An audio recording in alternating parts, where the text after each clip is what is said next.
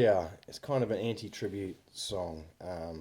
Now, I don't want to seem un-Australian, but when I hear those lofty ballads about how great a country this is, I think, yeah, well, obviously, but there's a part of the story that isn't being told. So here for your pleasure, possibly distaste and discomfort, is that story.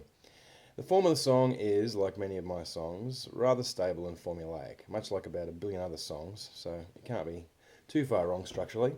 I've gone with the key of G in 4/4 time. The song is verse, verse, pre chorus, chorus in form, and which gets repeated twice more.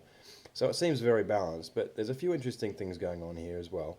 I'm going to go through stage by stage and analyse what's happening melodically, lyrically, and harmonically as we go. The verses are all built on major chords, and all of the notes in the melody are diatonic. The interesting thing here is that the A major chord features quite heavily in the song. Now, the A major chord is not a diatonic chord in the key of G. A is the 2 chord, and so when I write in the A major chord, it should have been a minor chord. By playing a major chord instead, we've sharpened the C note of the chord, which means we've effectively left the key for the moment. Key modulation is not uncommon, but when it happens, it usually happens for a reason. In this song, it comes at the end of each verse, where it matches what's happening lyrically. So, this is Australia, I've been here all my life. It isn't a stretch calling it paradise. You'll get a fair go, you will treat you nice, just don't wear a turban. So, they're all major chords, diatonic, very stable harmonically, plus the AAA rhyme with very cliche lyrics. But the last line, we leave the key, we shorten the line, we break the existing meter, and we deliver that quirky lyric, just don't wear a turban. This is rather jarring, and it's meant to be. We've changed course from the typical direction of an Aussie loving ballad that we usually take and arouse some interest. So here's something new, so you've got your audience's attention.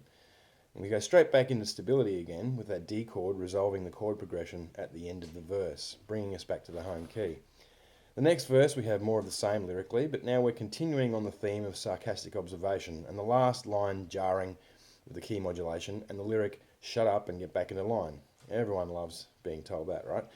So now we're straight into the pre-chorus. We've lifted the melody up into the higher end of the octave here, and the syllabic delivery is altered, so we really know we're moving into some more serious stuff. By now we can be in no doubt that this song is having a dig, a bit of tongue-in-cheek criticism with a hint of uncomfortable, bitter truth. Here we're calling out our political system, and we hit the key modulation and a sudden stop after we sing the title of the song as a refrain of the pre-chorus. And we'll leave the song hanging for a moment in that different key before we let it drop back into the key of the chorus, the home key and the chorus.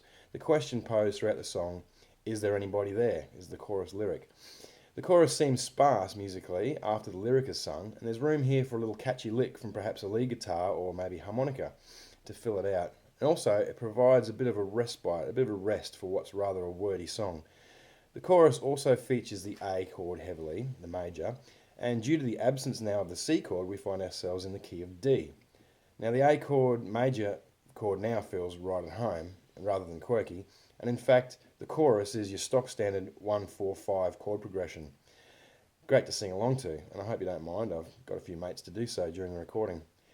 But here we're about to get back into the verses and break up our little diatonic D party and dive straight back into that C chord, which is now the chord that feels momentarily out of place. But then we play a G and a D, and we quickly find our feet again in the home key of G. The slightly jarring key change here works well though, because the entire nature of the song is that there's something not quite right in paradise. And here comes some more lyrics in verse 3 and 4 to explore that. Here we're taking the proverbial out of everything from unethical mining to our dwindling education policies, Monsanto's frankenfood and Murdoch's media monopoly. And then the pre-chorus and chorus, again, we're making that plea. Is there anyone out there who can see these inequities and is prepared to make some changes?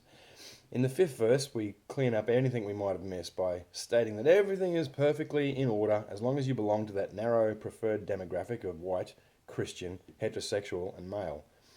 Now, we can't have a song like this ending without a glimmer of hope, so in the last verse, I give you that, and the quirky line at the end becomes warm fuzzy. Really, us Aussies have a heart of gold. And I've changed the last verse to reflect that positively as well, and suggesting that there may be a change in the air, and it may come from the alternative media and networks that seem to be bringing about positive social and political changes in the form of those online advocacy groups and petition groups on the internet. Now, I couldn't help but slip in the national anthem line at the end, being the well known ballad that embodies everything that Australia should be, but clearly isn't.